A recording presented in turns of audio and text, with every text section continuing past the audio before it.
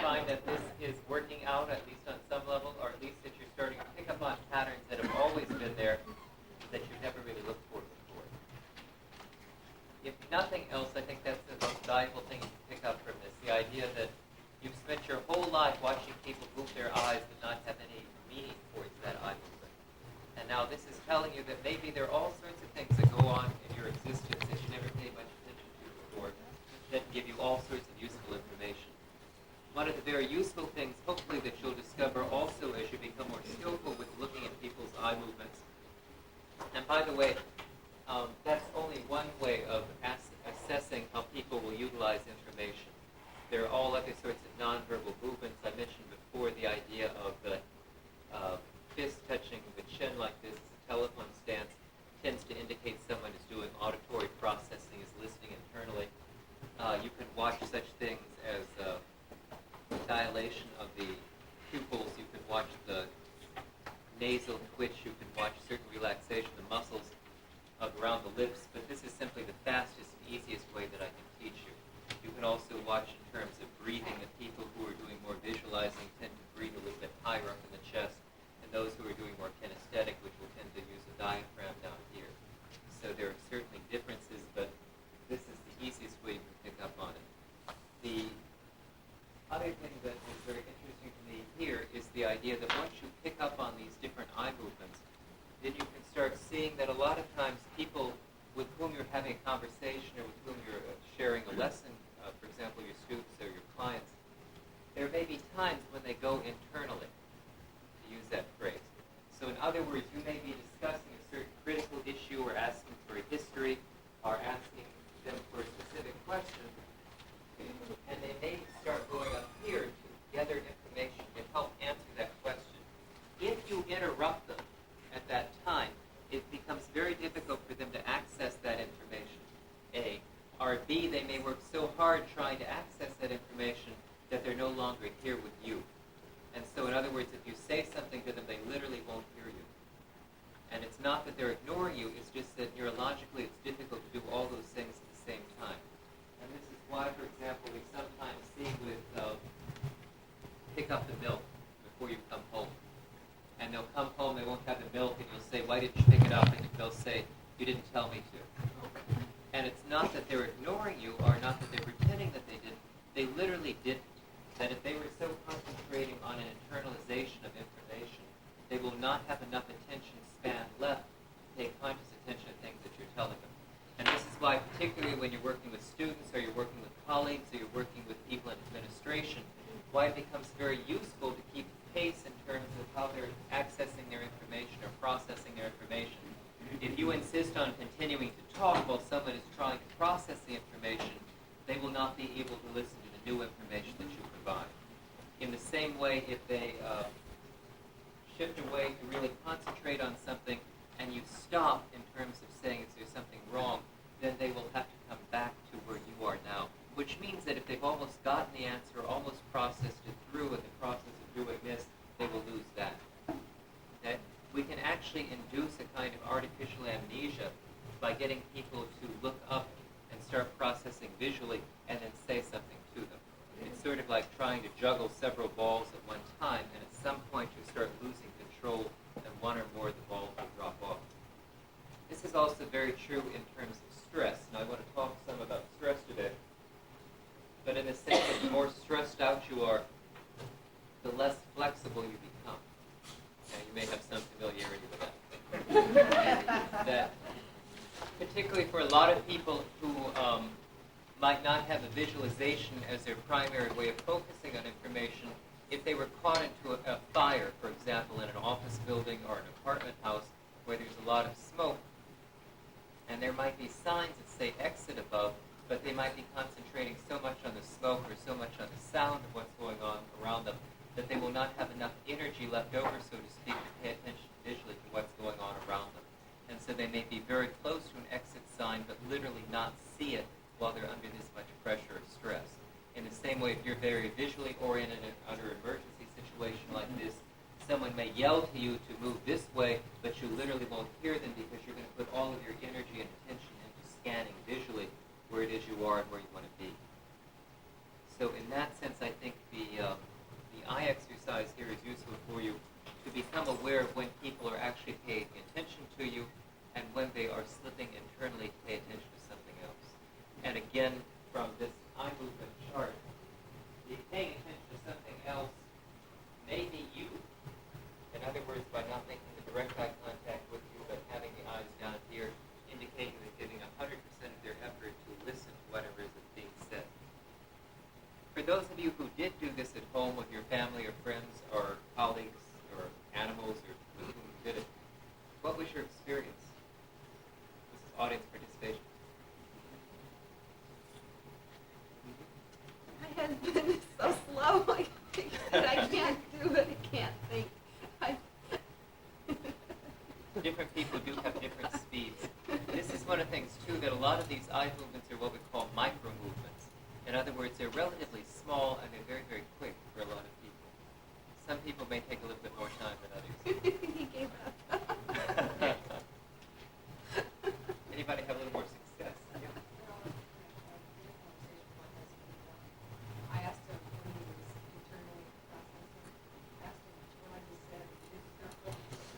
So I figured it must be right. My 12-year-old was fascinated with this whole thing. He could feel his muscles moving in the various modes and so on and so forth. And he's been practicing, like you say, on the dog and everything else. But it seems to work across the broad variety. I think What we find is that while some cultures may stress the visual, overall it seems to be fairly well distributed so that people are, about a third of them are visual and about a third of them are auditory, about a third kinesthetic in terms of their primary way of processing information. But it may vary in families, so it's conceivable that in your family of 5 people, maybe 3 of them are very visual and 1 of them is kinesthetic, 1 of them is auditory. It doesn't mean that they can't hear or see or feel, it's just that this is what they give more priority to. And this will lead into all sorts of complications as a therapist, because you'll often have people who literally can't understand what's wrong with you. So that, for example, you might have someone who's very kinesthetically oriented who takes off his or her clothes and just lays them down wherever they fall. And then you'll have someone who's very visually oriented for whom that drives you crazy, with the idea of seeing this disorder all around. But for someone who doesn't have visualization as being a very strong priority, it doesn't make any difference to have a little pile of stuff here or garbage over here, because it doesn't make them feel uncomfortable. To be able to tell someone who has that orientation, do you understand what it's like when your mother sees this mess? When your mother sees this mess, it makes her feel as though there is maple syrup sticky all over her hands and her arms. That's what it feels like for her to see this, and to translate from one way of understanding into another way of understanding. And this is true, by the way, when you're working with your students or when you're working with your clients as well, that a lot of things that would just drive one student crazy have absolutely no effect on another student because they're not prioritizing that as something that they're paying attention to. Anybody else? Yeah. I have a brother that's leaving the morning, and I try to him before he goes through this. I always notice that when I ask him questions, he's always looking right straight to the right. So he's always listening, and I can see it in his mind already. He'll go through and hear it before he'll ever give me an answer. And I noticed I put him an answer, and he did that. He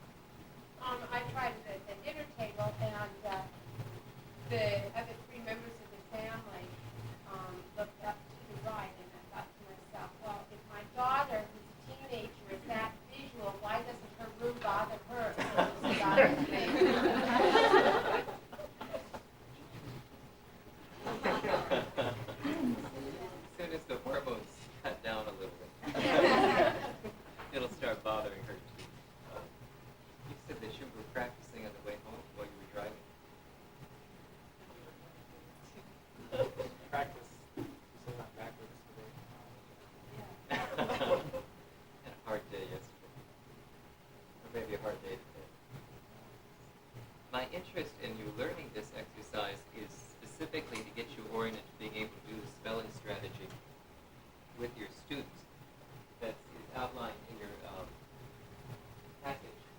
It's very vital for you in learning to do this exercise that you're able to distinguish the difference between what is an auditory recall movement and what is a visual recall movement. Because the whole focus that you're trying to do is getting to the point of being able to have your students have the visual recall. With this particular exercise, what you're having them do is something for which we have no real explanation. We know, for example, that when we work with the neurology of children, that children are wired a little bit differently than adults. This is audience participation, I'll always warn you. What's your earliest memory? How old were you? How old? 4. 4? 3? I heard for the Christmas tree out of myself when I was 2. 2? Year and a half? What were you remembering? Snow and smokestacks on the Great Lakes by Sault Ste. Marie, Michigan. Big snow clouds. Most people, when you ask them this question in terms of research that's been done, tend to remember snatches of things. They don't tend to remember a fullness around it. A lot of times, for the very early memories, they are often associated with an emotional response.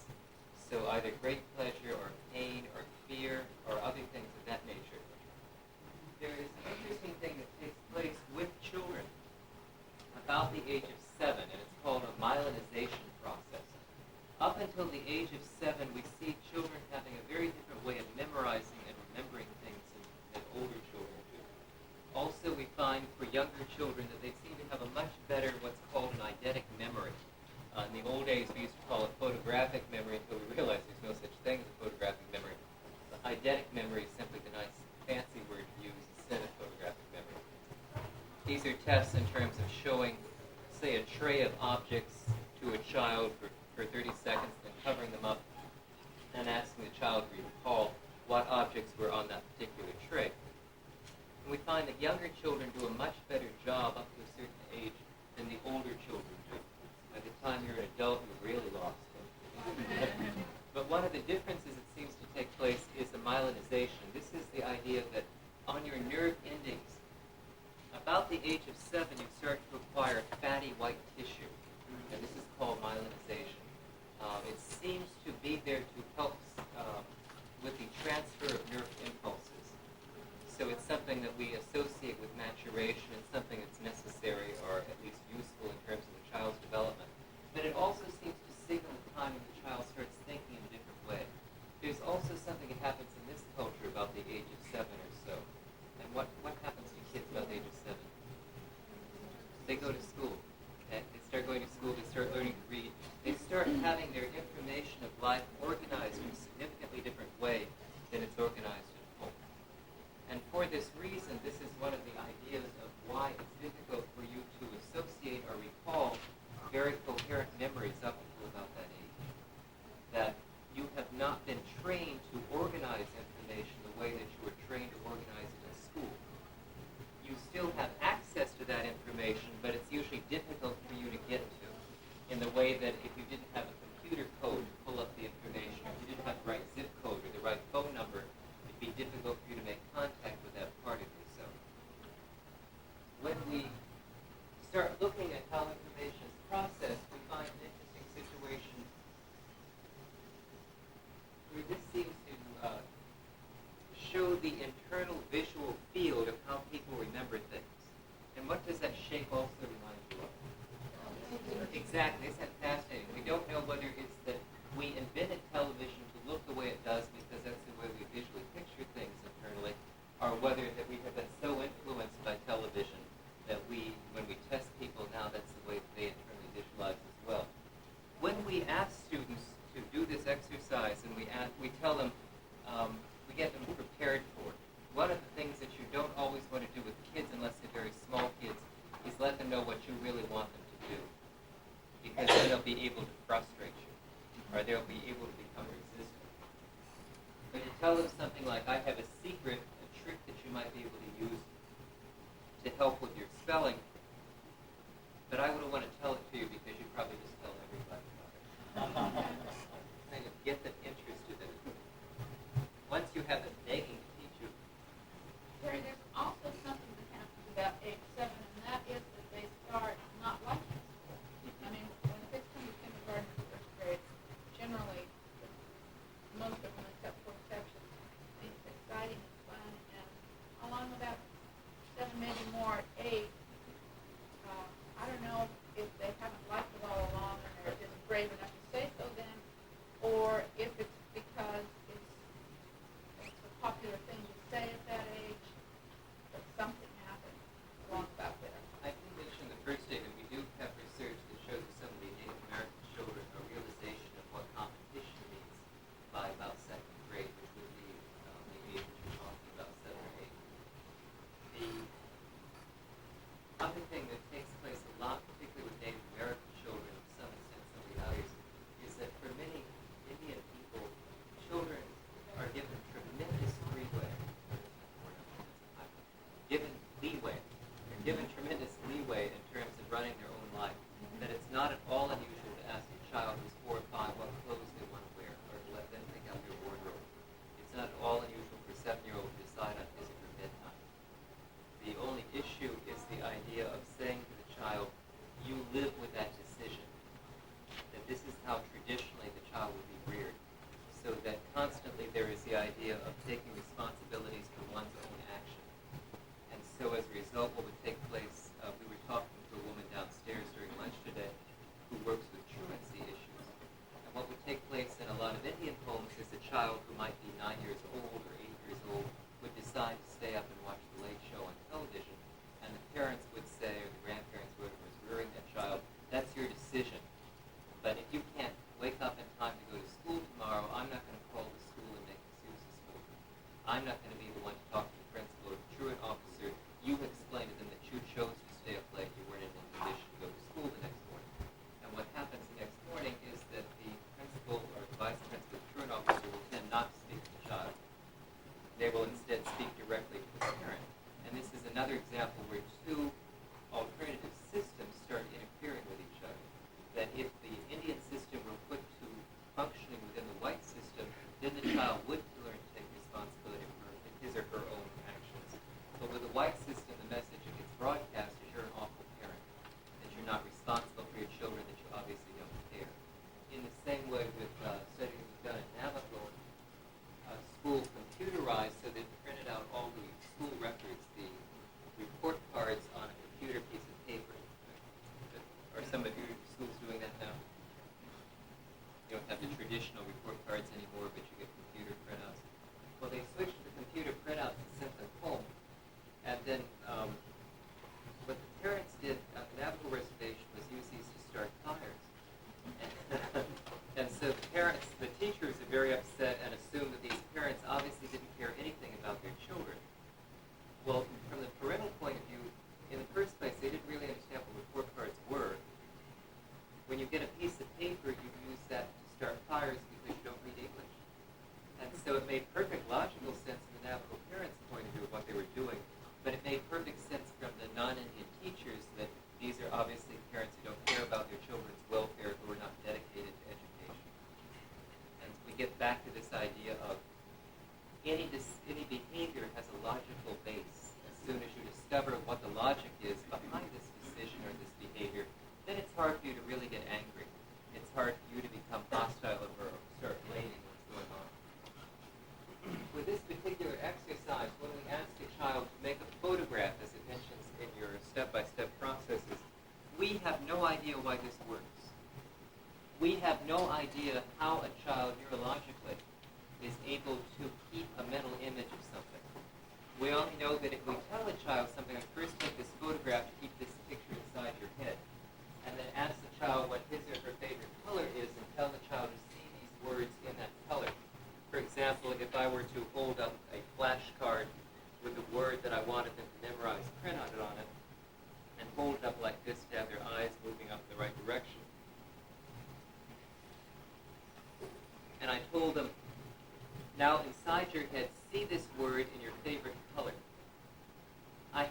idea neurologically how this child alters the color.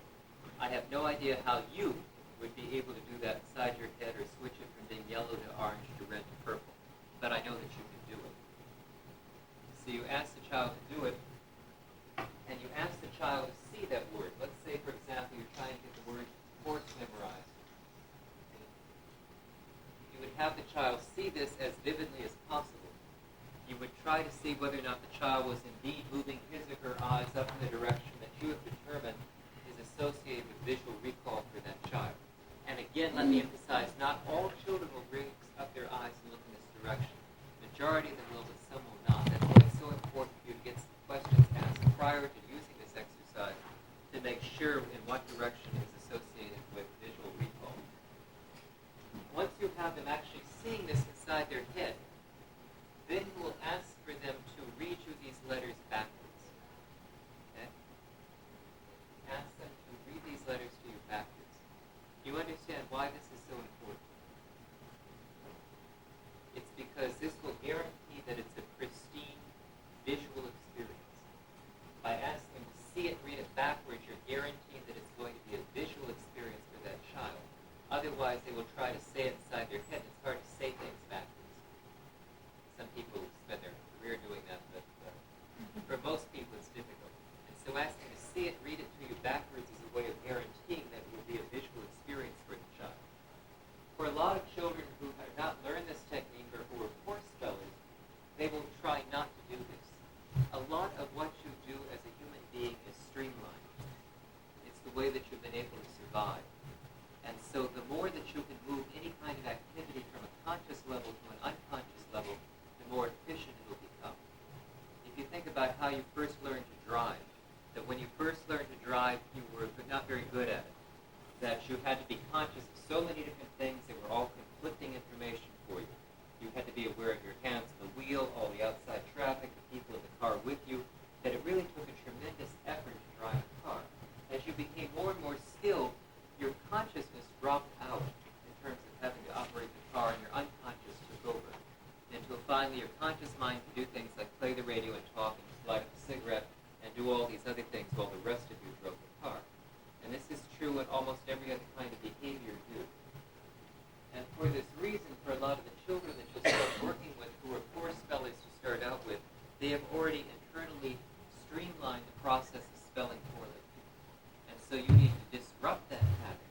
And so the moment that they start moving their eyes in a way that's associated with visual, with auditory recall or talking to themselves, that's when you interrupt. This is called a pattern disruption. You're able to stop the child and say, no, don't look there, look up here. And continually try to move the child into movement associated with visual recall. And it'll become very obvious to you when the child is not doing this, but continually tries to do the auditory recall. When the child is able to repeat the word to you, spelling the letters backwards, then you will ask them to spell the letters forward, because it's not really terribly useful to only memorize letters spelled backwards. Okay? The spelling backwards is only a technique to make sure that it's a visual experience. For some of the children, they will have a difficult time doing this. One of the reasons is because a lot of times, and this is hard to explain, the way the child will position the word may be like this. And so what they are seeing on their internal screen, and clearly, is not the complete word. And so you may have to ask them to adjust the size of the letters that they're seeing, to make the letters smaller, or make them brighter, or make them darker, or position them more in the middle. And again, we have no idea why this works in terms of how a child can do that, but we know that if we give them the directions, now see the letters a little bit smaller, they will tend to be able to see the letters a little bit smaller. The other thing that you may want to watch for is that sometimes if you're using very large vocabulary words, they may not be able to fit all that vocabulary word on their internal screen. And so you want to work with chunking. Chunking means to break it up into smaller bits or smaller units and work with it from there. Okay? Does that make sense to you? When you study educational psychology, there was a researcher whose name, he's still alive, his name is George Miller. Miller did a lot of work with short-term memory.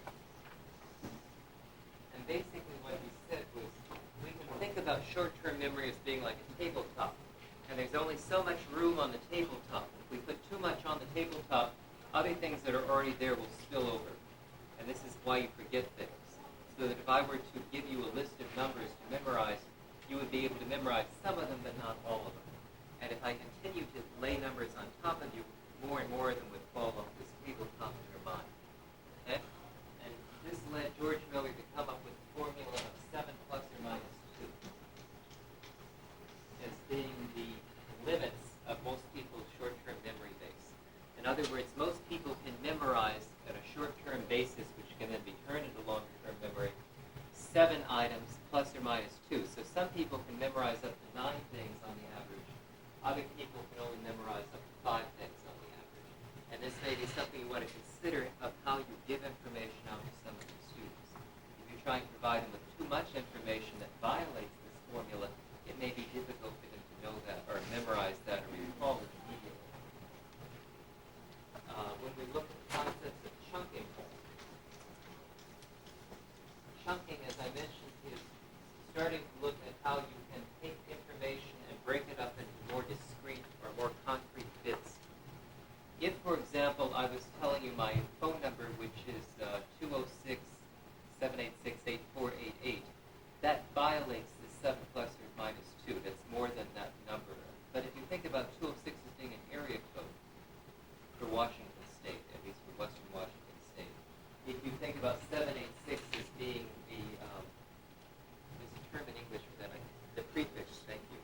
Think about it being the prefix, then instead of having all those numbers, we basically have one chunk, which is the area code, one chunk, which is the prefix, and then 4 other numbers. And at that point, we only have 1, 2, and 4, so 6 items, which would not violate the short-term memory base here. It's only when you see each individual number as being a chunk that you start violating. So when we start working with kids in terms of memorizing using this technique, sometimes we'll find we need to break up a word or break up a concept into smaller, discrete bits for them to be able to chunk it appropriately. That makes sense to you so far? I noticed that some people, when they repeat phone numbers, would say, like, 931-3497 instead of saying 3497. Exactly. It's a different way of chunking the information. Okay? Now, if you will follow the information on your list, I think you should do fairly well. There are a couple of other things I should give you warning about that I think is actually mentioned on that list. One is that if a child is nervous or upset, frightened, that child is not going to be able to learn much from you. That the more the child concentrates on being nervous and upset, the less ability that child has to pay attention to the learning process. This is something we certainly see with kids going through test anxiety issues, that they may get so hyperventilated that they really can't pay attention to what you're trying to share with them. It becomes very important then for you to be able to work with relaxation, so that if a child is nervous, don't start doing the spelling technique or strategy with them. Go ahead and get them relaxed and comfortable. For a lot of work that's being done with some of the kids in Germany, where I was working this summer in June, some of them will actually work with hypnotic techniques with children to be able to get them to relax so that they are then more receptive to the information that's being shared. The German system is very similar to a number of European countries, which is radically different from the United States. Basically, you have until you're 10 years old to make it or break it. By the time you were 10 years old, it's determined whether or not you're going to go on for vocational training or whether you'll get any kind of acceptance into academics. So it becomes a high priority when you're working with very young children to get them to the point of proficiency as quickly as possible. It's not like the United States, we go to junior college after having flunked out of high school. Okay. And in defense of Germany, one of the things that was explained to me is that all tuition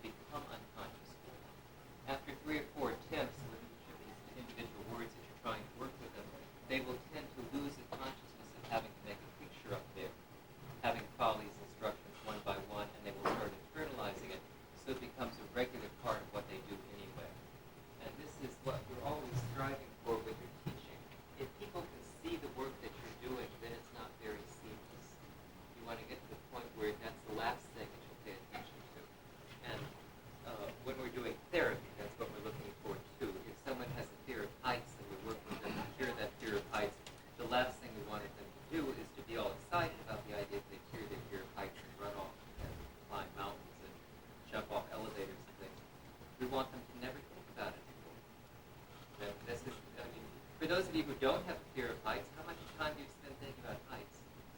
And this is the issue that we were talking about yesterday with the alcoholism and the teetotal mentality.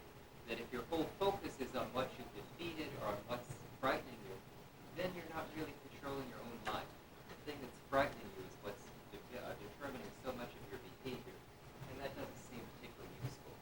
Our whole focus in terms of sharing exercises like this with you is for you to be able to give some kind of resource or skill to a child, particularly around the area of empowerment.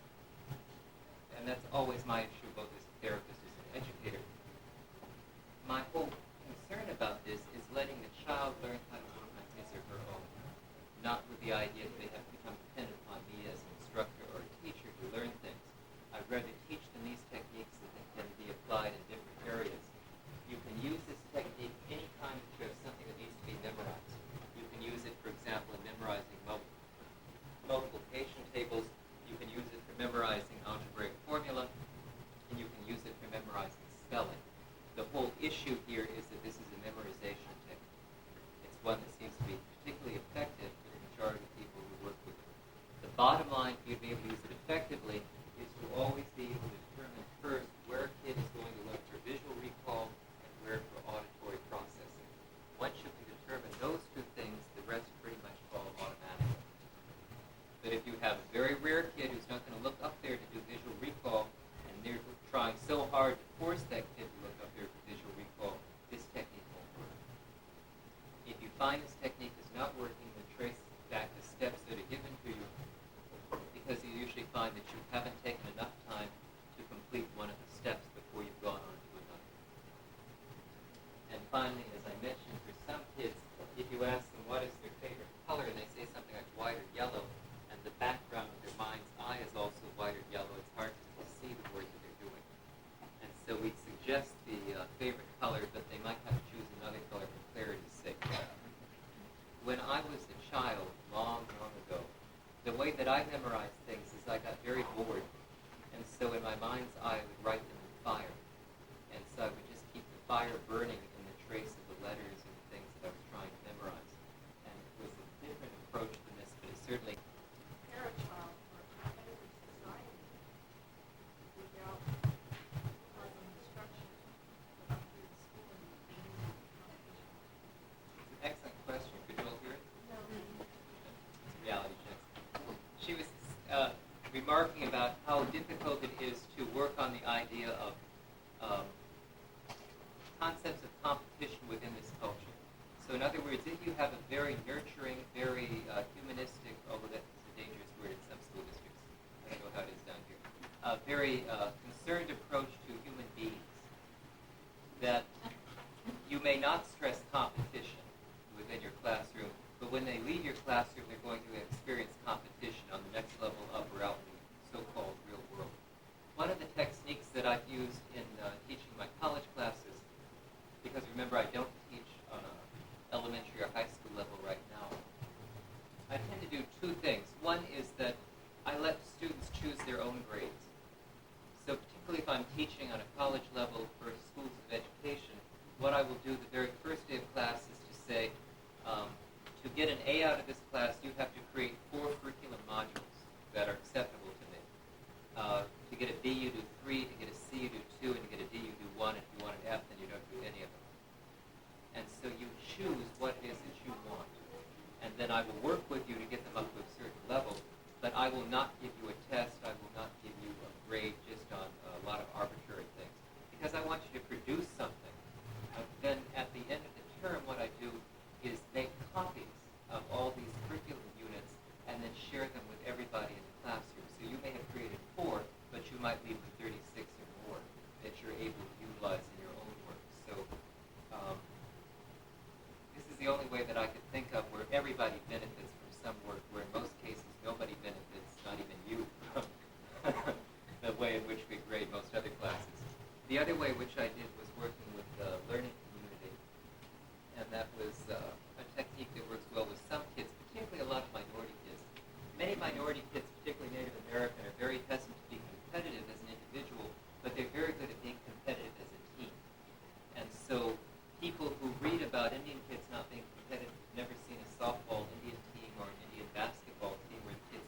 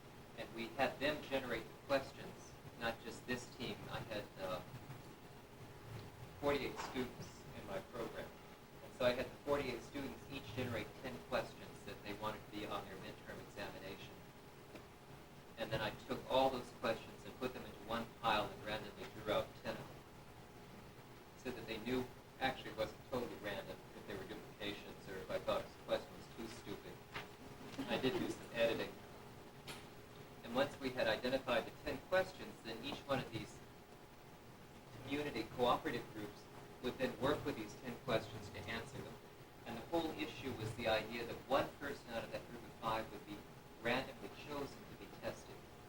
So it meant that everybody had to be on the same level of proficiency for that examination. And in doing so, they worked very hard. And it was fascinating to watch because we did have some people who were more, for lack of a better term, duds in terms of class performance. And so this was a fascinating thing to watch the interplay with the people on the team to see all the extra effort that went into pulling this person out of his or her shell to get them to a higher level of performance and interaction. Because we're really looking at interpersonal skills here, not just a knowledge base. And so this seemed to work out extremely well, particularly for those students who had not done well in overall performance before.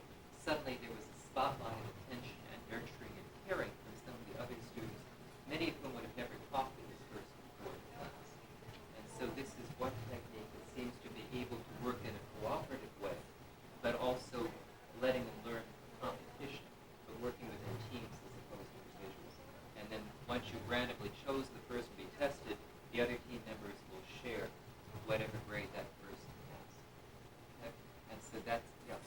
Did you assign the groups, or were your students allowed to choose what groups? We randomly chose.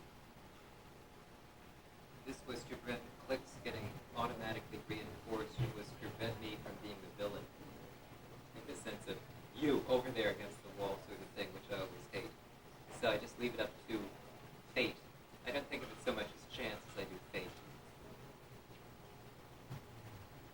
At any rate, that's one particular way that you can do it. My whole concern is going back to the central metaphor that I keep coming back to, and that's of language. That I think of competition as being a kind of language, a form of communication. And so therefore, how can I teach a child that when you get into this situation, this is a language that's being spoken here, and if you want a certain kind of outcome, you need a certain kind of behavior. And this gets back to the sentence I put on a few days ago of the meaning of your communication is the response you receive. If you are seen as being withdrawn, passive, and not caring and not concerned, it's because of the way in which you're behaving. This is what, if you remember, I read about the Asian community saying, we as Asian people, representative who's been quoted, we're not doing barbecues, we're not going out to softball games with people, and therefore white people see us as being antisocial, but we're social in our own way. It's just that you won't always recognize it as such. For Native American people with this idea of circle, the moment that you come into someone's house, you offer them food or drink. And even if you have just eaten a huge meal, you will still accept it, because otherwise you're saying to the person, I reject you, and I cut off this level of communication with you. In the same way, when those of you, it's because I'm getting a mixture of people, some people coming and going, for those of you working with social service agency, this becomes an issue where you have been trained as social service workers to not disclose a lot of your own self. So that if patients or clients start asking about your personal history, you are trained to say, I'm not in therapy here, you are. Or you're trying to avoid the issue. For a lot of minority groups, not just Native American, there is this idea of reciprocity, that I need to reciprocate information. So if I ask about your family, I need to tell you something about mine. And so it's not that the person is trying to avoid the issue when they start asking if you're married or about your children, and you've been talking about their spouse and their children. It's this sense of the circle continuing to move. Once that information is given, then the information can move up to the next level. I was called in to work with a Chippewa Indian man with rehabilitative medicine at our hospital. And I was asked to come in because the head social worker was very angry at this young man and said, this young man is so non-cooperative. We've worked with him, and we have identified that he was a person who was employed by an auto mechanic's garage, and he was working as an auto mechanic before he came out here to the Seattle area from Wisconsin, or from Minnesota. And so we have lined up for him specialized training in auto mechanics, and he's just won't cooperate. He won't really talk to us about it. This is a man who was 19 by the time I had seen him. No, excuse me, he was 21 by the time I'd seen him. He had tried to commit suicide Halloween night a few years ago, and he put a shotgun inside of his mouth and pulled the trigger and survived. But it destroyed literally half of his face. And so by the time I had worked with him, he had had 19 septic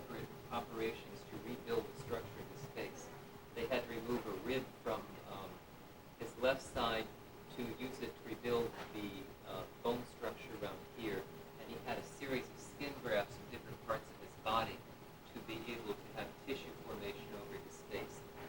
And so when I was meeting with this young man in his hospital room, because he just had another skin graft operation, I started telling him his first name, that I had a younger brother who was the same age, who had the same name that he did. And so I talked a little bit about my family. He talked about his family and how many brothers and sisters he had. I told him a little bit of my personal history, and then he told me more about his personal history. And what happened was, as we continued to talk, the reason why I was resisting auto mechanics training is he had indeed started as an auto mechanic at this garage back in his home state, but he had managed to work himself up to assistant manager. And what he really wanted was business management training, not auto mechanics. He didn't want to go back to being a mechanic. But the social workers had never bothered to ask him what he wanted in terms of the training. They just had assumed from the history that he had given what was best for them. And when I finished, one of the social workers was sitting with me as I interviewed him, and we came out and she said, he gave more information in this one session that he's given in the last 4 years that he's been working with us. And she said, I think it was just really amazing how you created this rapport by inventing a brother being the same age and having the same name to establish rapport with him. And I became very insulted, and I said, I would never lie to somebody like that. I actually do have a brother who is the same age. When you have 6 other brothers, you cover a lot of range of your possibilities. But this is what I'm talking about in terms of being able to establish a circle that keeps moving. That a lot of times, again, if you think about when you're working with your students or with other people, as I was saying before, you are often giving so much to your students, your clients. Do they ever have a chance to return anything to you? Do they ever have a chance to return anything to their parents, to their loved ones? A lot of times when I've worked with younger children, I've also worked with the idea of having to give away or cottage, where they take some of the artwork or things that they've created and formally give it away to a parent or a grandparent or somebody else within the school system as a way of saying we show our appreciation. That it may not be anything fancy, but it's something that the children have made and given of themselves. And that is very, very precious to us. In the same way that tomorrow I'll be working with some children in the bilingual program, and they're going to be doing some of the songs and dances and stories that I've been teaching them this week. And so in that sense, that's also a gifting out, a sharing of information that's been done. If you think about a lot of your students, they will gain information, but when they go home and a parent asks them, what did you learn today? They will say nothing. Something. But they won't give any detail about what they learned.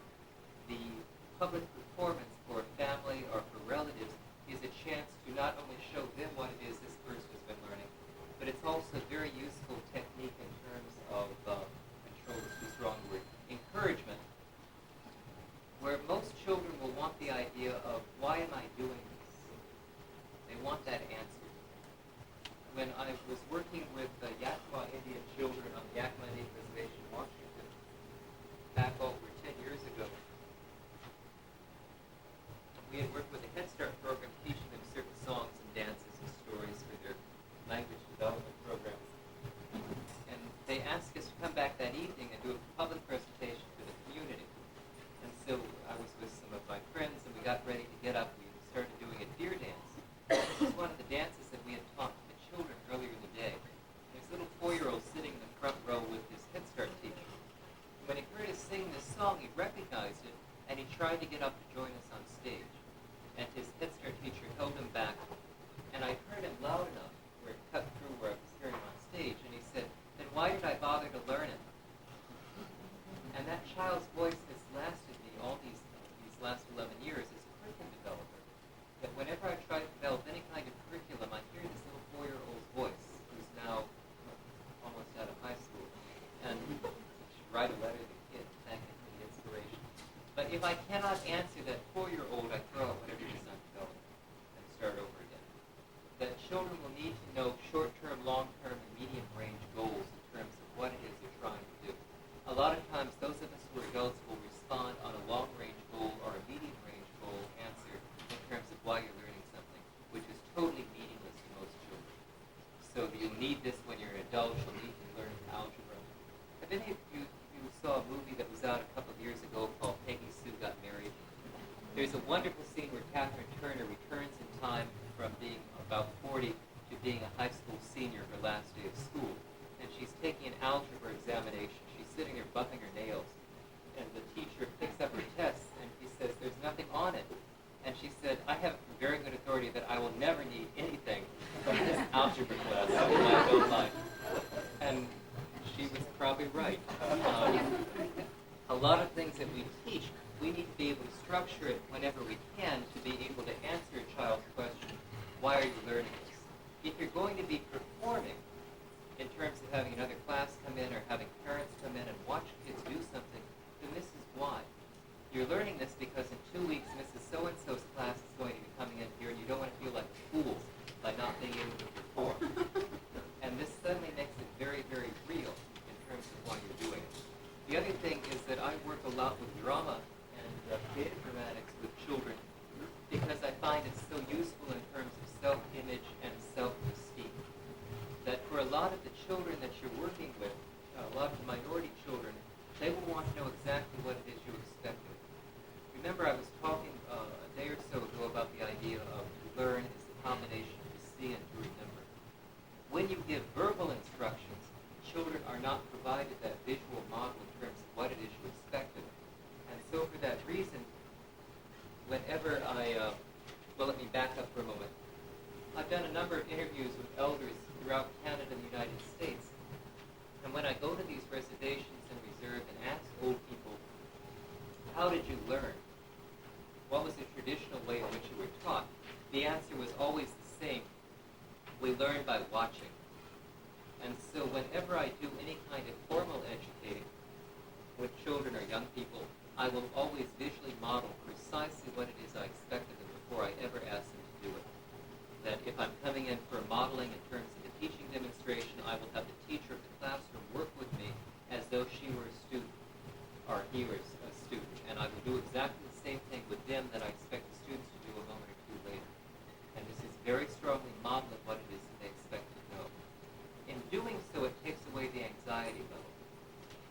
In talking to some of you during the breaks and other things, some of you mentioned working with some of your Asian students with the idea that from some cultural point of view, learning is memorization, rote memorization. And so what is expected of a student to come in, be given a lesson plan, memorize it, be able to replicate it as closely as possible. However, in the United States, we have the stress on independence and creativity. So you're not just supposed to duplicate something, you're supposed to be creative and spontaneous with it at the same time. For a lot of children who come from very traditional style cultures, because so much stress was put on passing on culture orally, you don't have this flexibility and spontaneity. Does that make sense to you? In other words, because you have books that memorize things for you, you can play around and finagle and do things with them that people who come from oral traditions cannot. Because if I start playing around with a prayer, if I start changing something in our oral history in terms of the treaty rights, then I may have lost it for the rest of eternity. Does that make sense to you? And so for coming from very traditional culture, it becomes imperative to be able to memorize exactly what it is that's been given to you so it doesn't alter and it doesn't change. This is such an alien concept to most Americans that what takes place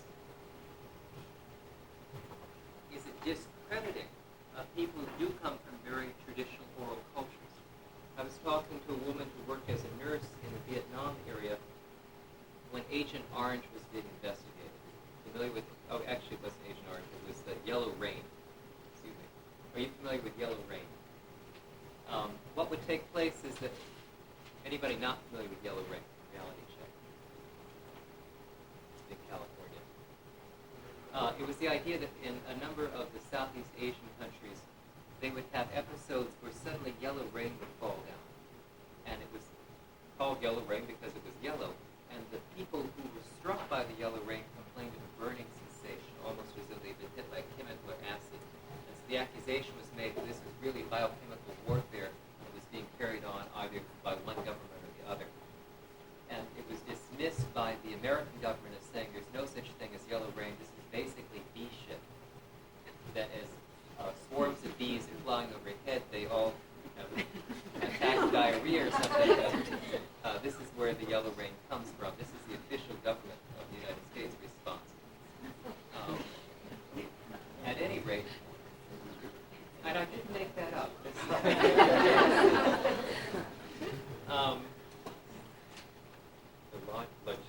getting a swarm of bees to all take a dump at the thing. At any rate, what would take place is researchers in the United States would go in and interview Native people who had been affected by the yellow rain and take a statement from them. And then they would come back a year and a half later and interview these same people. And to the amazement of the United States researchers, these people would give them exactly verbatim the same testimony that they'd given a year and a half before. At which point the American researchers accused the American nurses and doctors who were stationed there as coaching the students, coaching the patients, because it was logically impossible for the Americans to see that a patient could give exactly the same statement a year and a half later. But in reality, what takes place is that if you have an oral culture, of course you're going to make exactly the same oral statement a year and a half later, because that's what you've been trained to do by your society and culture. It's important for you to say it one time. It's important for you to be able to continue to say it when you're 70 years old and pass on this wisdom to younger people. And so for this reason, a lot of the children that you'll work with who come from traditional style minority cultures will not see learning in the same way. For example, a friend of mine who was teaching with Indians above the Arctic Circle and frustrated with going to get books anymore.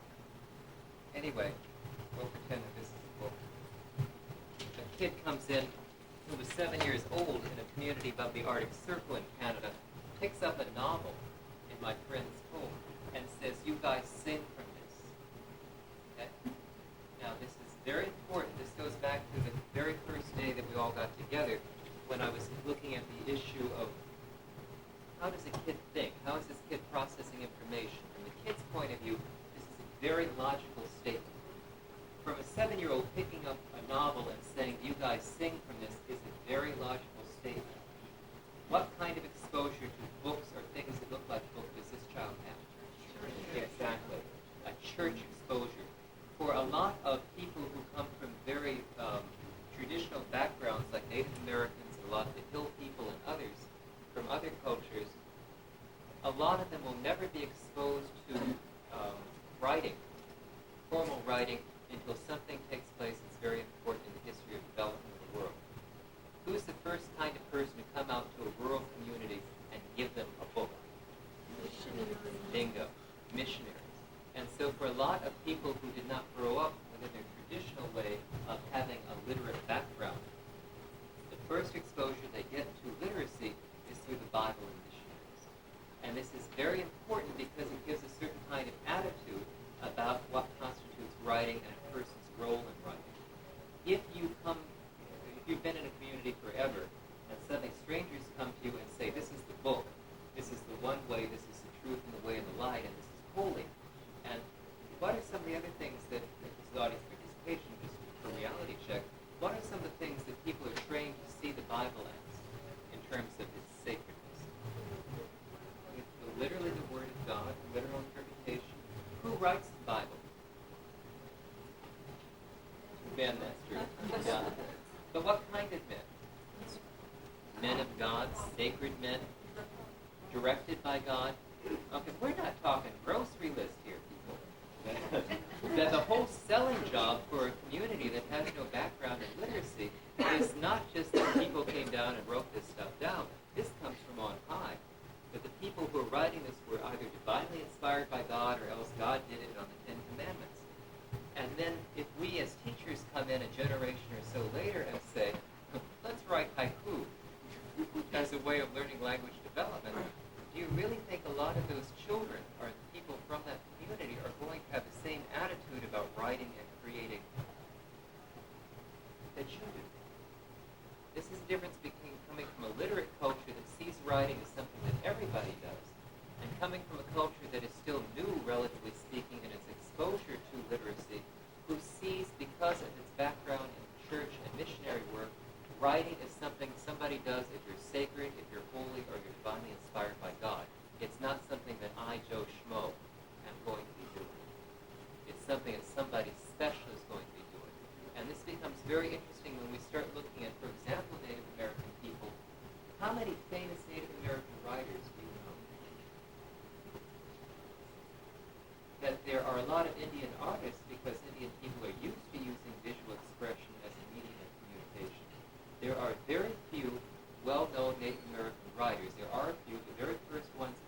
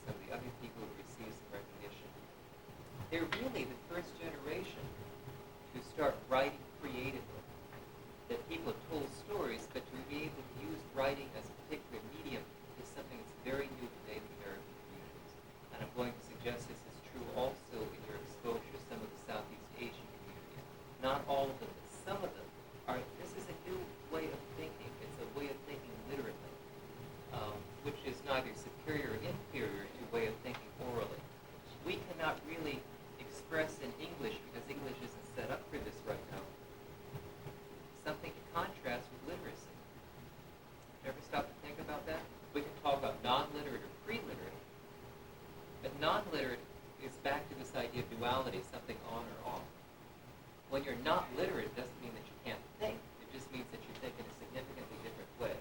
If I say pre-literate, it gives this overriding, imposing of judgment of there's some kind of scale of development in human nature, with white people up here at this end and everybody else down here on this end, and literacy somewhere along that scale. So as you become literate, you advance up the course of civilization. And this isn't true at all. Because literacy is simply one way of processing information that's very useful in some areas and not so useful in other areas. Okay? Now, when we start looking at this, my friend that was teaching of the Arctic Circle had a 2-year-old daughter, and he watched her playing with some of the other children, all of whom were native. And what he found was that she played in a significantly different way than the other children did. One of the favorite games of the native children was to take the oldest child out of the play group, and this child would pretend would play at being the teacher. And she would hold a book. It didn't matter what the book was, because she was reading out of it. She would hold a book and she would announce something, like a statement or a sentence. And then all the other children who gathered around would repeat back the sentence verbatim. What Ron found is after this had gone through a couple of times, his 2-year-old wouldn't play the game right. That all the other children would repeat verbatim what it was the older child, the teacher, was saying. But his 2-year-old, after doing the repeating 2 or 3 times, would start making things up. Okay? And responding in this way, at which point the children would start trying to correct her to make sure she was playing the game correctly, and eventually wouldn't play with her anymore, because she insisted on doing it her way. And Scallon pointed out this was an excellent example of how even at the age of 2, his child already had a literary consciousness, with the idea of seeing things as you being a creative generator of information, as opposed to memorizing information that's essential so that it can be passed down from generation to generation. If you also think about this community, if I'm standing up here giving you something and you respond back to me, what context is that? Church. Okay? In churches, you have the same kind of reading response, that I will stand up here in my pulpit and I will give a statement from the lesson of today, and then you will respond back to 2 or 3 other statements. It's all down in your book, so that we have a very patterned interrelationship. And this is what is modeled for these children from the time they're on their cradle boards, taken into the church when they're very, very tiny infants, all the time they start doing themselves and play at being adults. Okay? But it is another way of seeing a very different attitude about approaching writing and approaching creativity and approaching memorization. So I find it extremely useful when I'm beginning work with students to be able to model precisely what it is I expect of them. Once they have seen me do what I expect of them, then they tend not to be hesitant about replicating what it is that they've seen. They become very reluctant if I just say, now get up here and do this and this and this and this, where I'm just using verbal description.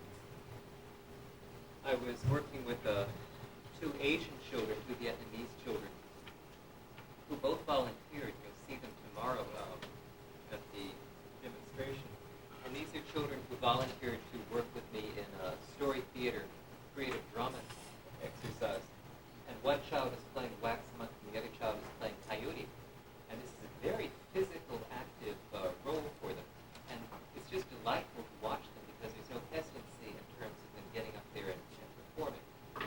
The one change that took place was that at the very end of the story, to give a synopsis what takes place, it's very similar to an old Cherokee story, which has been, which is also very similar to an African story, where you recognize the Cherokee story as being the tar baby story, and the African story as being the story about the spider trickster, with the idea of a creature being created that's really made out of something sticky.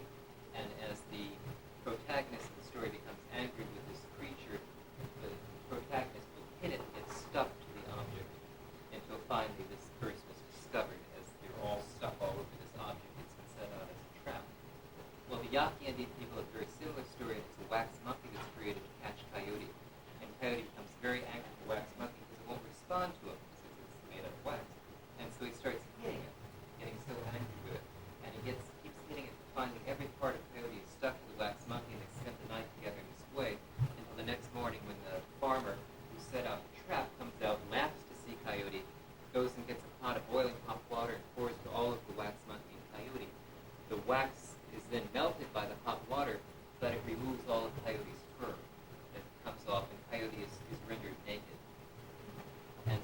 Coyote is naked and runs off into the desert where he's devoured by a giant buzzard. When I had demonstrated this with the children, it was funny to me because I said that Coyote was naked like this and finished off the story. When this little Vietnamese kid did it, he did it exactly the way I showed him to it till the very end of, and then Coyote was naked. Before it ran off. So I think this is a wonderful example of him internally processing and translating what's important for him as the concept of the story and what you cover up with it. So I'm very proud of this little boy. Hi. His name is Hi. So this is the bottom line for me in terms of concerns about modeling. And we don't seem to have gotten any information. Okay. I've been trying to time for them to finish break. Yes. I would request for kids in a writing setup, starting students who can't quite put a written sentence down and working with paragraphs and stories. And I find that there's quite a bit of difference in the three groups that we deal with.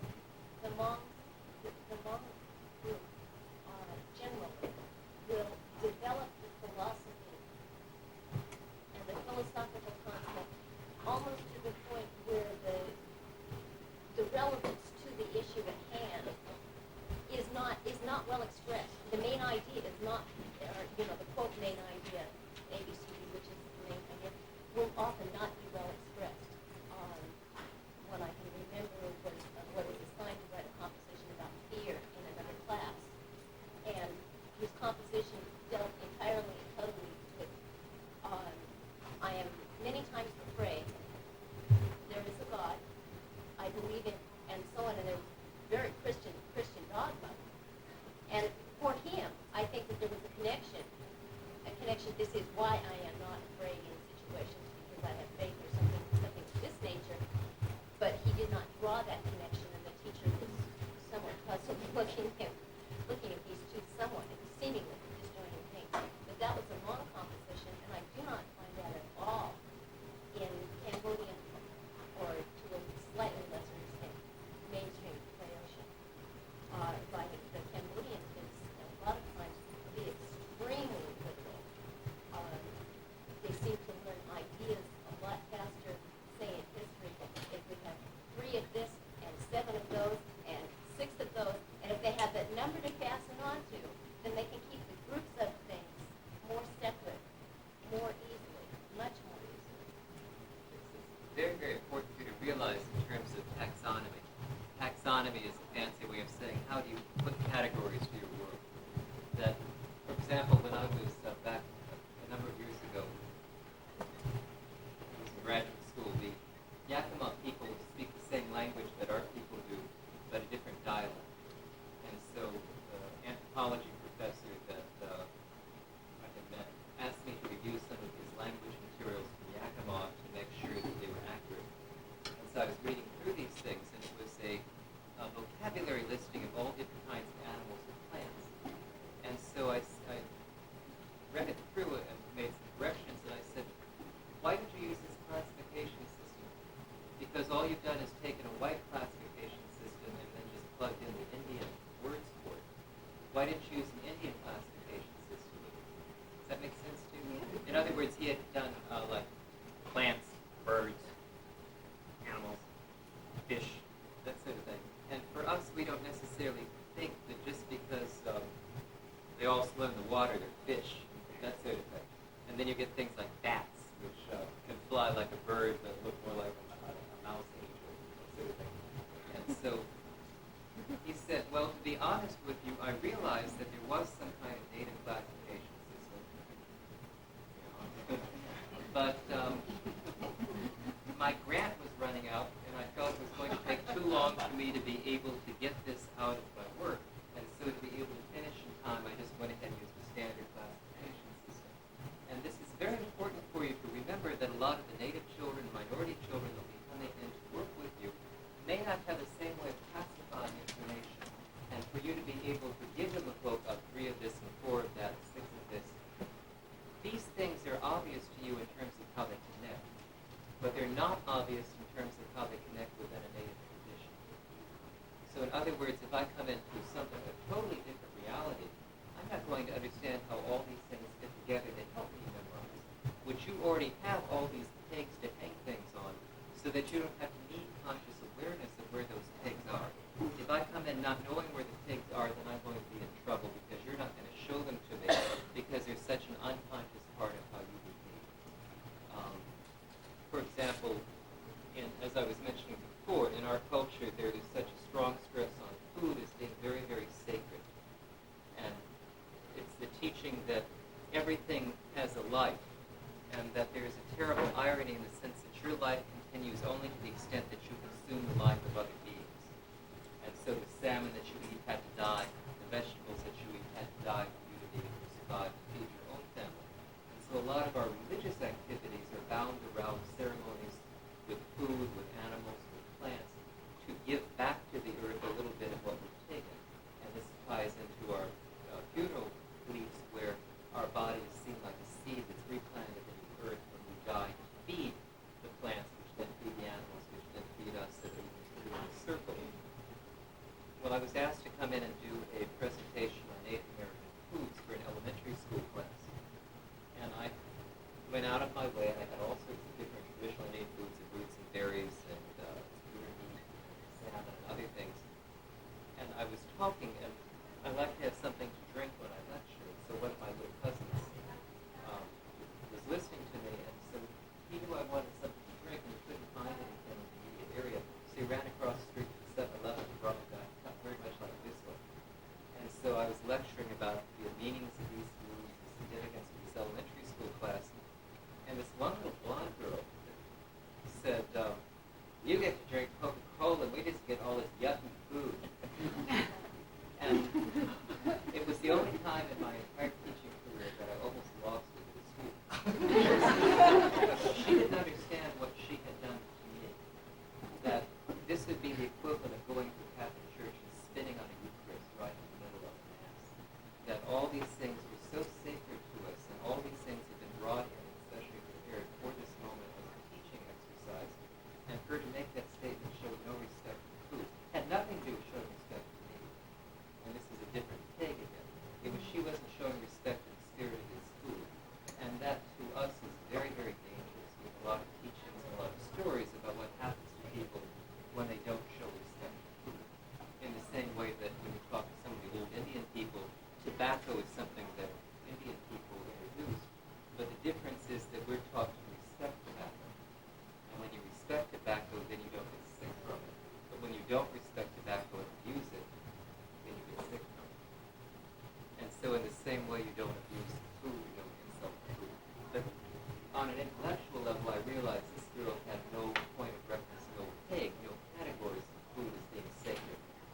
She had categories of foods tasting good or not tasting good, or tasting normal or not tasting normal. And so I have an intellectual responsibility to provide her with those things. And again, your Hmong children and your Cambodian children come from very different kinds of cultural backgrounds in terms of exposure to formal learning, or concepts of formal learning. Your Hispanic children are going to come from a different background than some of the Asian children. And so some are going to come in with this background of knowledge, and some simply aren't. And this gets back to this whole idea that part of the excitement of being a teacher is to be able to expose children to the ideas of things that they have no knowledge of, but are there all the time. In the same way that most of you were unaware of the eye movements as meaning something until yesterday. And so even though this is something you've been exposed to literally all your life, you cannot make a connection with it. And for us to work with children in this way of, do you know why this kid over here gets an A? It's because when this kid writes an essay, there's a certain connectedness that's there. If you think about a child that's been taught to memorize and repeat verbatim, this child is doing extremely well in terms of having memorized what you call Christian dogma and being able to give it back to you. And so if it were Sunday school, that could be an A. But because it's not Sunday school, he's behaved out of context. And this whole idea of context is something that's very vital to understanding a lot of the work that we're doing. All your children are going to behave perfectly well, but they'll run into problems when they behave out of context. So when they behave in a very Christian, dogmatic way in your classroom, that's not appropriate. In the same way, if they were to behave in a very strictly Buddhist way or other religious way in America. But not all cultures separate out church and state.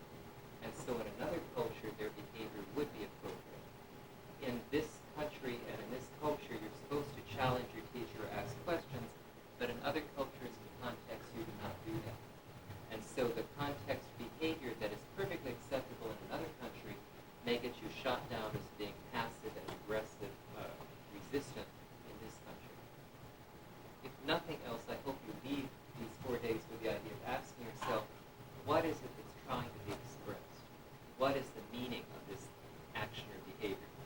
Not just looking at the behavior itself as categories of being wrong or bad or stupid or crazy, but what's the meaning behind this behavior?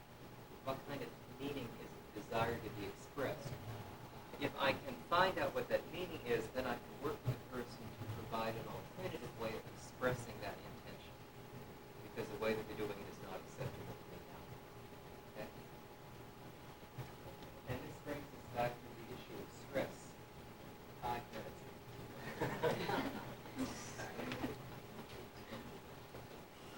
Just stressing.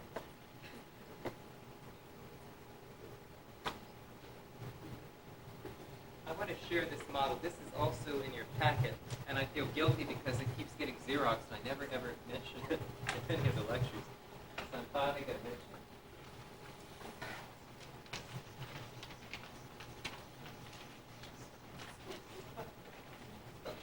There is the idea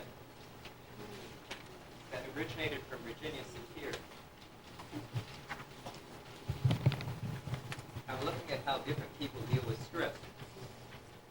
And what she found was that she could predict some fairly basic responses to stress by individuals. And one of the ways she saw people dealing with stress was to go into what she calls a blamer mode. And the blamer mode is someone who is very much concentrating on blaming somebody or someone or something out there as being the cause of problems. And if you conceptualize the world as consisting of 3 parts, not a very Native American way of thinking. You have self, you have other, and you have context. And what takes place with a blamer is that there is a total concentration on self with an exclusion of other or context. And so one of the phrases, or series of phrases that you'll hear associated with someone in the blamer mode of stress is an emphasis of you always or you never. Whenever we use the terms always or never, we will automatically remove context from the situation. You all know what context is? The situation itself, things around it. Context. If this were a book, pretending as you will, then you will have the text here, and if it's your book, you will often write little notes to yourself on the margin in terms of helping explain something, go into a little bit more detail or a reference to something. That's where the word context comes from. That it's those little margin notes, context with the text itself. And so context is not just the major message that you're trying to go for, but all the surrounding messages that help pull into focus, which is a visual term, the actual message itself. That makes sense to you? That's where the term context comes from. When you use terms like always or never, you will automatically remove the context from the situation. Okay? When you use terms like bad or good, right or wrong, you will automatically remove the context from the situation because it's conceivable that something that's bad in this situation or context could be acceptable in this situation or context. And so, for example, your behavior in church or synagogue may be somewhat different from your behavior at a ball game, even though in both situations you're around a crowd of people and you are more of an observer than a participant. Okay? But the context of those 2 situations differs significantly. The blamer will stress the idea of self as being most important to exclude other or the context of the situation. You will often find with the blamer an association of pointing the finger like this, leaning forward like this, and yelling. So it's as if you never take responsibility. You're always late. I'm sick and tired of you never doing what you're supposed to do. Does that sound familiar? That's an example of the blamer, leaning forward. As you do that, some physiological changes take place in the blaming mode. One is that your blood pressure will actually start to increase. You'll see people who start yelling at somebody else, their face will start turning red. There'll be a constriction in the throat in terms of the anger that's there. People who are blamers, who use this as a primary way of coping with stress, will often have problems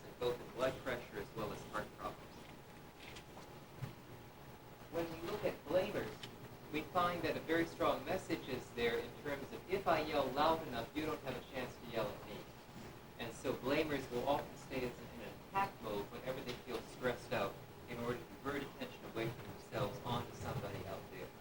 We will often see these people when we're doing families and couples therapy.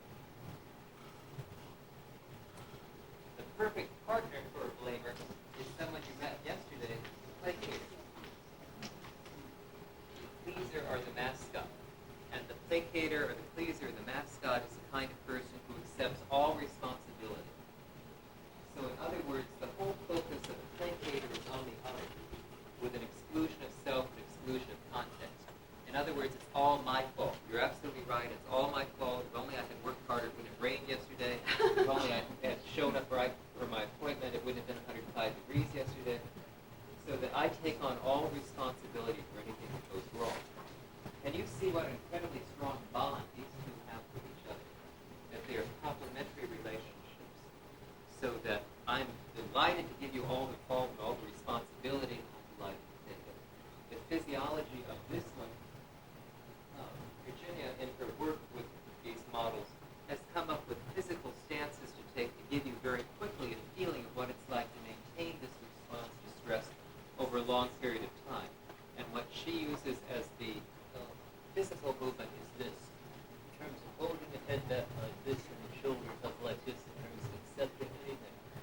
When you change your neck position this way, the sound of my voice is not just changing, my ability to breathe changes as well. There's a tremendous stress, there's a pressure within the back of the neck, which is very similar to a lot of people who deal with stress in this way of accepting all this weight on their shoulders, so that they get a lot of tension in the back here.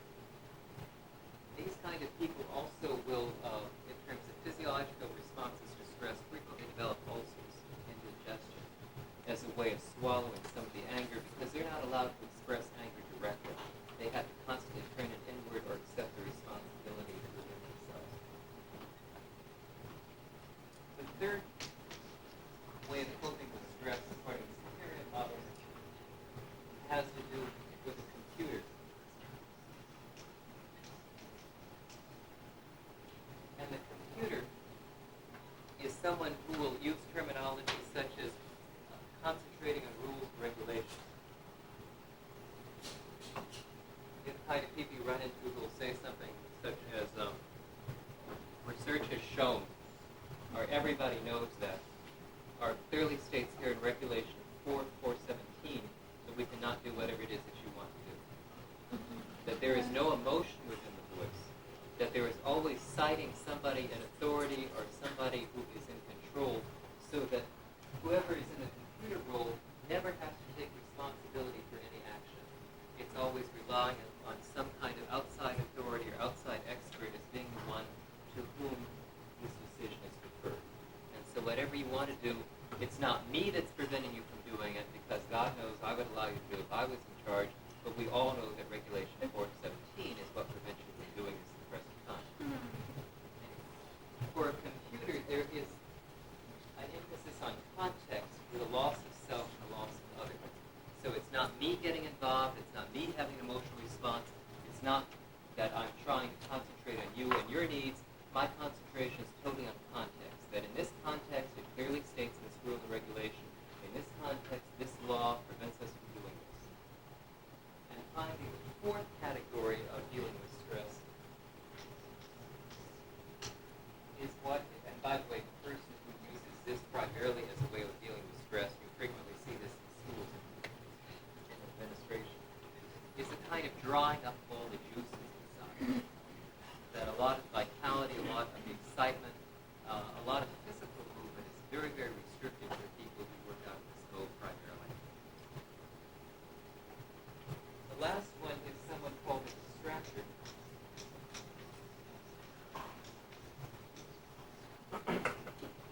And basically a distractor is someone who rapidly alternates between these three ways of dealing with stress. And so this is someone that will drive you crazy in the sense of yelling. Actually, it might remind you of an adolescent that you might have at home where in your classroom of, it's all your fault, I'm sick and tired, you're never doing what I want you to, but then it's usually probably my fault too, because I didn't do the homework I was supposed to do. But then most of the other kids who were up here, they didn't do this either. So rapid switching back and forth between all those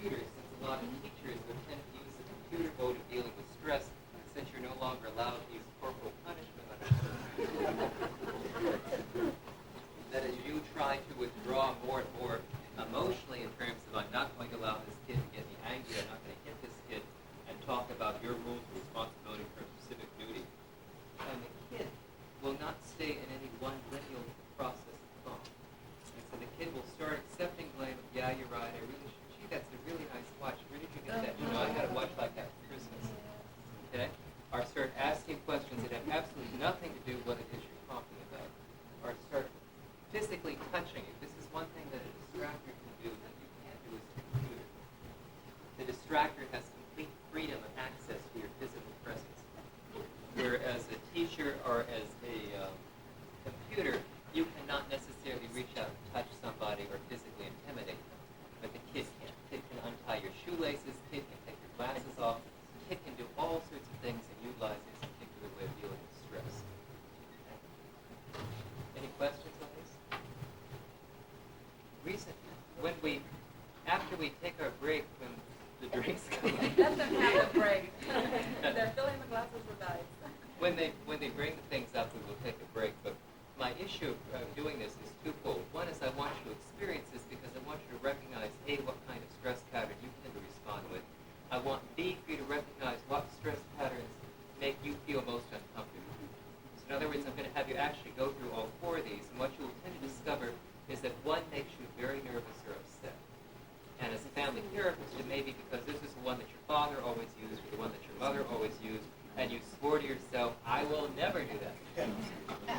And you will often find yourself in the process of doing that when you have your own children. Trust me, I'm a family therapist. Well, so parent. The other issue is around that not all cultures will use the same model. So that, for example, for a lot of cultures, you will not see somebody physically pointing a finger and yelling at somebody. For some cultures, such as Native American culture, this is because the only time that you would point at something is when you were going to kill it. And so for a lot of Native American cultures and some Southeast Asian cultures that I'm familiar with, if you want to point with something, you're not going to point with your finger the way that you do in white society. You would instead use your lip or your chin. In the sense if it's over there, that one. Okay? Or else you would use your whole hand instead of an individual finger.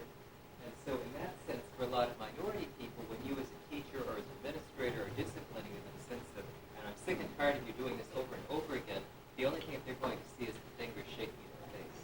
They literally will block off some things that you're saying to them because you're so angry and so outraged, you're shocked by the fact that you're wiggling a finger in front of their face.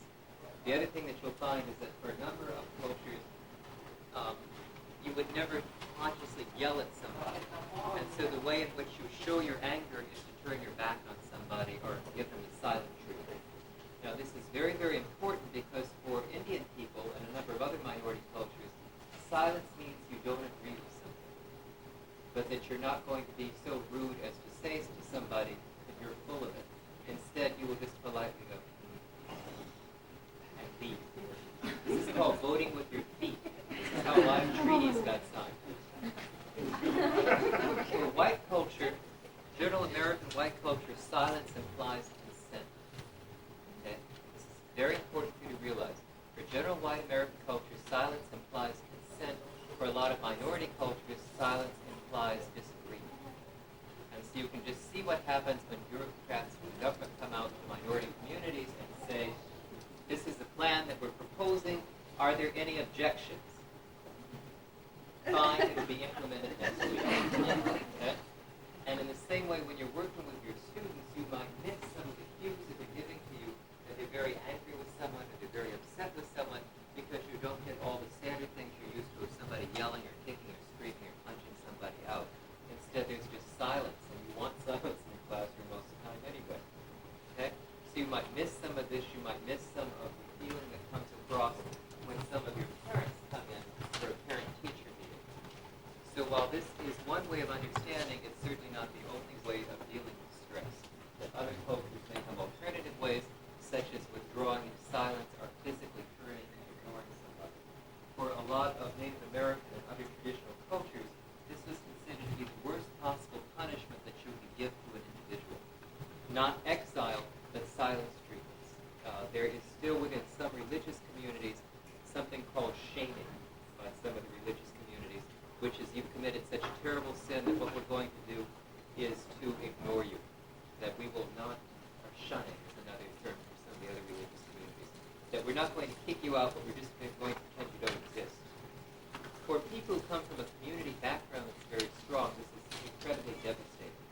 And so it's a remarkably powerful way of getting people with reservation that white people are always asking questions. And if you say yes, then they stop asking you the questions, but if you say no, they'll only ask you more questions. And so if you are back home selling some pottery or something and say, did you make this? And if you say yes, then they'll be fine. They won't keep asking questions. But if you say no, they'll ask, well, who did make it? And where is this person? What did this person think as he was making the pottery? So that you get more and more involved in conversations you don't really want to have happening in the first place. And so yes is always better than no in the sense of also working with social workers or welfare workers or other people who come into your community who are always asking questions.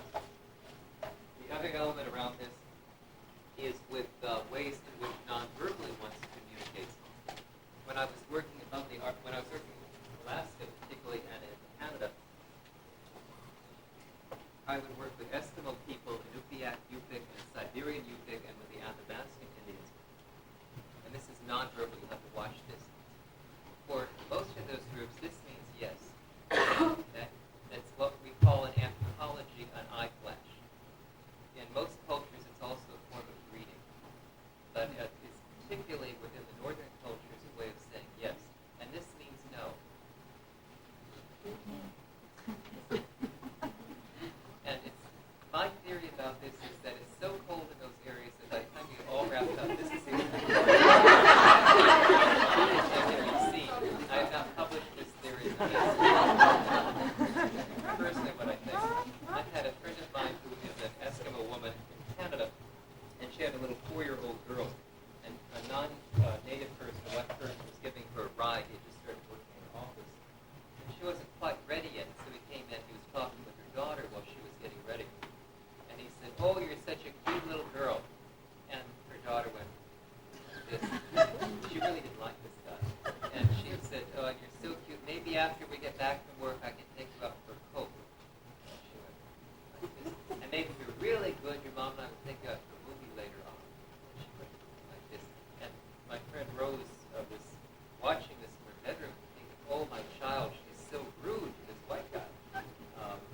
Just not showing any respect to him at all." And so she finished what she was doing. She left with a man. They got in the car together, and he turned to her and he said, "You're a little girl who has a crush on me." The whole time I was talking to her, she was winking at me. But again, the nonverbal communication that you might be getting from some of your students or clients may be quite clear. In other words, a lot of times when you as a teacher might be in a teaching situation with a child who has that kind of background and say, "Do you know the answer to this?" and they go this, they're not ignoring you. They've answered yes. And for you to continually say, "I asked you a question, do you know the answer to this?" that they have responded to. And this is something that when I'm teaching my psychiatrists about family therapy, or I'm teaching at the undergraduate level about counseling, that people are always giving you answers. It's very difficult for them not to give you answers. But if you insist on only being able to hear an answer or see an answer as then you're going to miss 90% of the information that's being provided to you.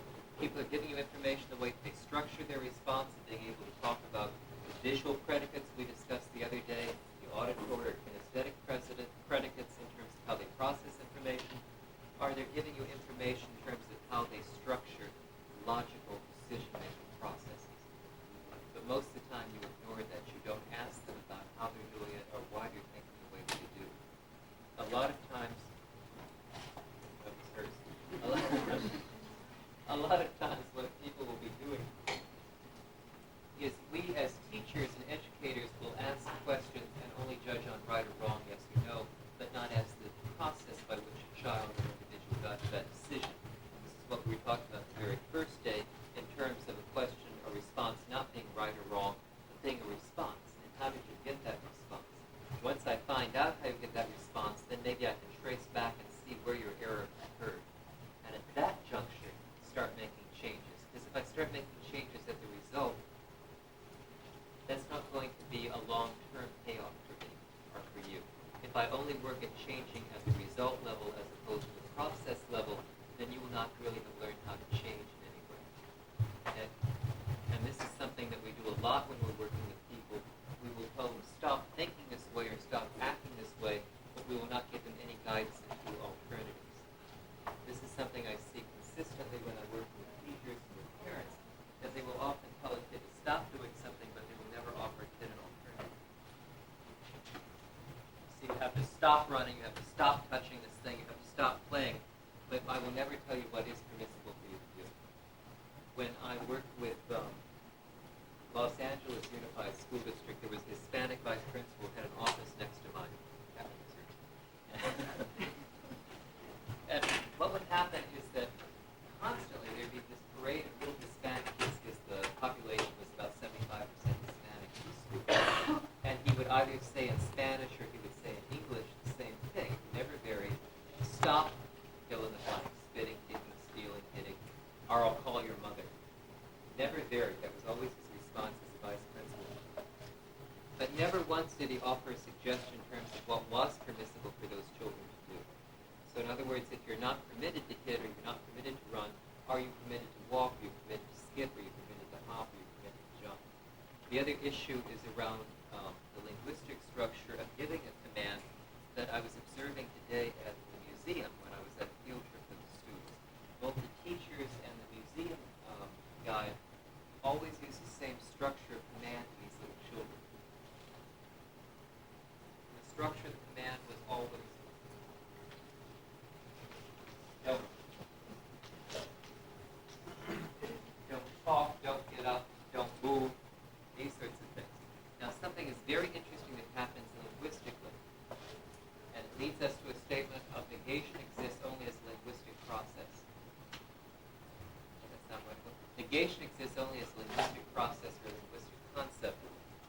This means that we can talk about not, but you can't think that way. Your brain isn't constructed to think that way. And so if I say to you, don't think of the color red, to make any sense of that statement, you have to think of the color red. For that reason, in the same processing, when I tell a child, don't run, don't talk, don't touch this thing, to even begin to process that as a concept, they have to think of exactly what I'm telling them not to do. And in essence, I'm having them rehearse in their mind doing the thing that I forbidden. And in doing so, you will frequently find children violating this, not because the children are not necessarily obstinate or stubborn or resistant, although some are, but in making sense of the statement that you've just given, that's what they concentrate on. The other thing we will frequently do, particularly with left children, I hate that term, with children who have alternative language skills, that what we will frequently do is give them a compound statement of, and when you're finished with your work here, turn it over and then don't forget to sign it. That what kids will tend to remember is the very last part of the statement that you just gave. And so what they will remember is to don't sign it. And then they won't remember to turn it over or to turn it in. And so if you're going to give commands, can you work with them in a way to get away from don't into a way of phrasing it in a positive state? So instead of don't talk, a statement be quiet may have a very different impact on your students. A statement of don't run may have a very different impact than walk quietly. Okay? And you can monitor yourself in terms of what kind of command statements you're giving to your students in this way. I didn't say anything today at the museum because it wasn't my place. I'm going to stop in the middle of the field trip and give lectures on linguistic processing. What I'd like you to do in the few minutes that we have remaining is to get some experience with these four roles. What I'd like for you to do is to get into pairs. And I want you, based on what I've shared with you so far and the information that's on your sheet, to get a chance to experiment with each other in these roles. One of you will be the blamer and one of you will be the placator. If you are the blamer, your responsibility is to start yelling and pointing your finger and you always, you never. You can use this scenario perhaps from your workplace or your school or from your family. If you are not a blamer yourself, I'm sure you're familiar with it. If you are a placator, if you're the partner of this person, then as much as possible physically, I want you to get down on one knee like this and take total responsibility. You're absolutely right. It's all my fault. While I work harder, I'm the one who's to blame. And just totally accept any kind of abuse that's being heaped upon you. I will have you do this for approximately 90 seconds, and then when you hear the drum, I want you to stop, and then I'm going to have you reverse roles. So if you were the placator in the first part, you will now be the blamer, so that you'll have a chance to experience all four of these ways of dealing with stress. So, don't be afraid to use movement. This is why we have larger spacers. Get in here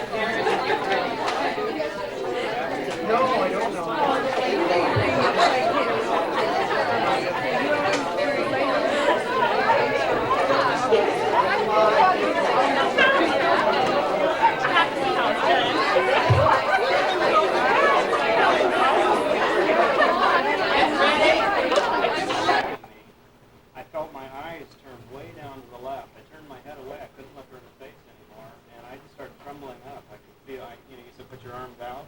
I couldn't. I started bringing it in. Into a ball. It's a sense of defensiveness. The smaller target area you often the more safe you are. Are any of these roles familiar to you? Some of them are so uncomfortable for people they will not actually be able to even do this exercise. And my concern is, again, for you to get a sense of responsiveness. Responsible means the ability to respond. I want you to start looking at how you are reacting to stress. What happens in your real-life situation with a student who will come on this kind of blaming thing? If your natural tendency is to crumple up, that may not be a particularly useful interaction with that student, because it will certainly reinforce for the student how one deals with authority figures. My concern is getting you away from responding automatically to this to something in terms of a choice, an option of how you're going to respond. Sometimes when we talk about this as an issue, we'll discuss it as being, let me slip into something more comfortable. That when you're under stress, you are uncomfortable, so you will start slipping into something that will make you more comfortable. For some of you, it's going to be a blamer, for some the placator, for some the distractors, for some the computer, and for some yet alternative ways of dealing with it. For example, the whole point of this whole exercise is to get you to the point of not automatically going to this, but being very open and clear in your communication. So in other words, what is it you're really trying to give forth as information or communication to the person you're working with, instead of having to hide behind these particular roles, to be able to use all of yourself rather than deny at least 1 to 2/3 of yourself when you're interacting with somebody. Any other comments of how you felt when you were doing this exercise? The first thing that occurred to me is that I think that I switch back and forth from 1 and 2 all the time, depending upon the people I'm interacting with. Does that mean anything about how responsive you are to It's certainly very much an issue in terms of the context again.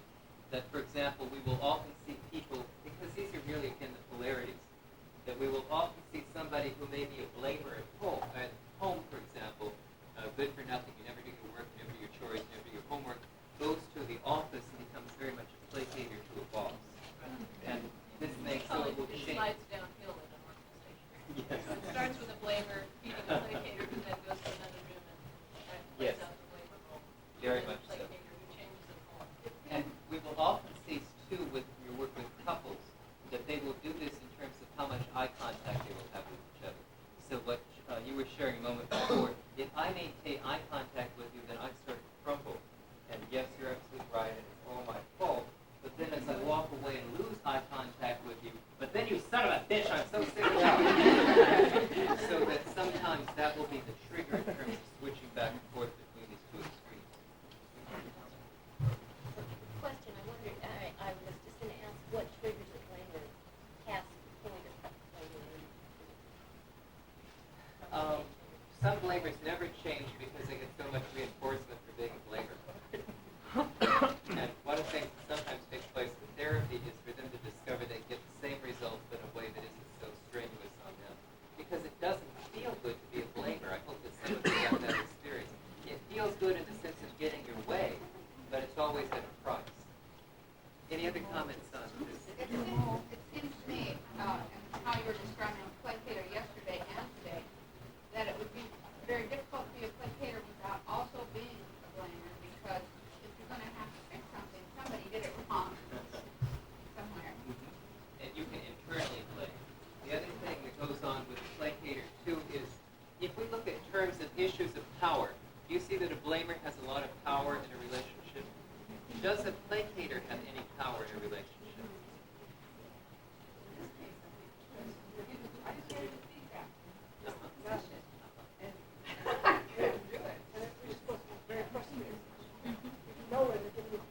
People who come from domination cultures that have been dominated have learned very well to work with placators. There's also an issue that if you think about walking past somebody, say you were in a classroom or a hallroom, and you saw somebody who was in that relationship, is that for whom would you have sympathy? The placator, exactly. And the placator will often get delayed gratification in terms of a martyr complex, so that they will get a lot of positive strokes from other people saying, how could you put up with that person? You poor thing, this person is taking advantage of you. A lot of reinforcement on that level, and then on another level, they will often get blackmail potential. So in the sense of, I've yelled and screamed at you, and then I will come back to you 4 hours later and say, look, I've been thinking about what I've been doing, and I've really acted out of hand, take the afternoon off. Or the next time that I get really angry with you, I'll make it up by buying something that you wanted. And so there's a lot of reinforcement for the placator on those levels. Any other comments? Yeah. Isn't the person who's assuming a martyr role also a blamer? Yes, but they won't actualize it the same way as the blamer. Because again, these are basically the same roles, you just opposite ends of the stick. I'd like you to try the next two, which is computer and distractor. The computer, as a computer as it's described there, I want you to maintain as much rigidity as possible, no emotion in your voice. By the way, one thing I've meant to mention, and I've been forgetting it all the time, some languages are tonal languages, such as some American Indian and some Asian languages. English is not a tonal language. Tones give a change of meaning depending on where you pitch something. So, for example, if I say hisu, it means flower in Hopi language.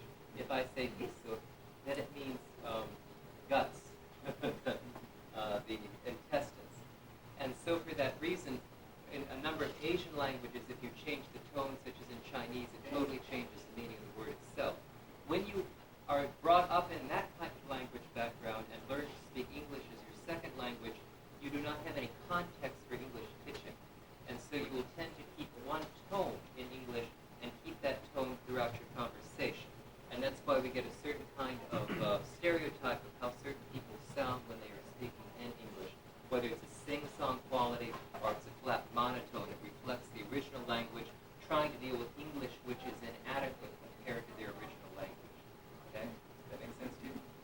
So when you are going to be a computer, you want to use the monotone. As a distractor, you have complete range.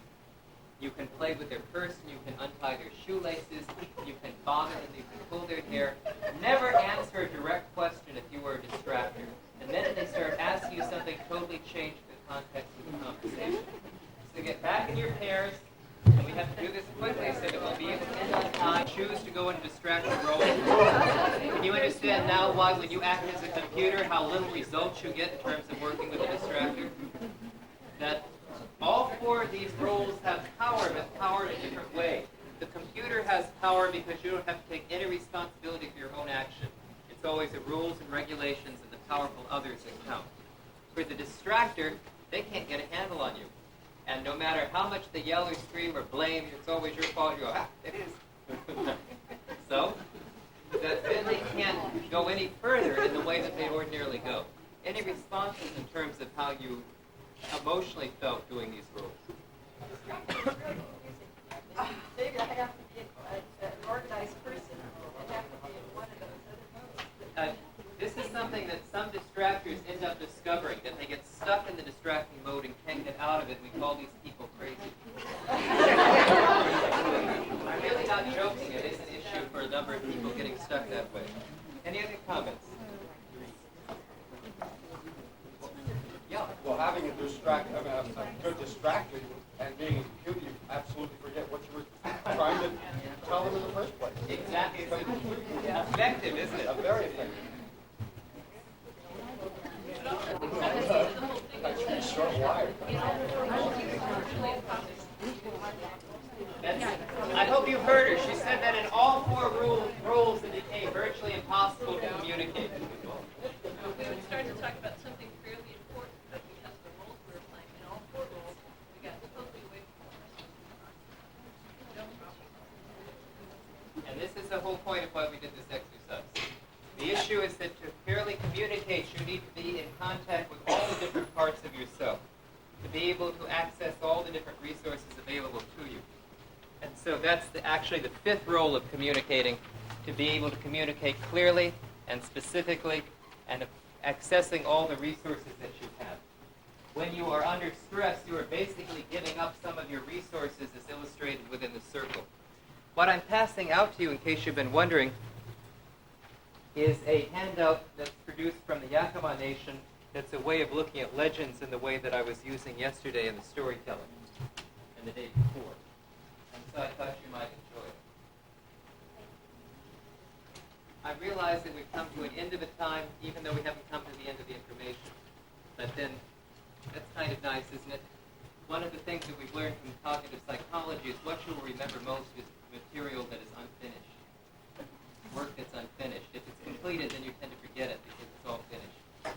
So this work hasn't been finished, and so you'll tend to remember it. So thank you very much. I hope that some of this information has been useful to you, and that you'll continue to play with it and explore it on different levels. And a Akwishna is the way we end the story. It means it's over. Thank you.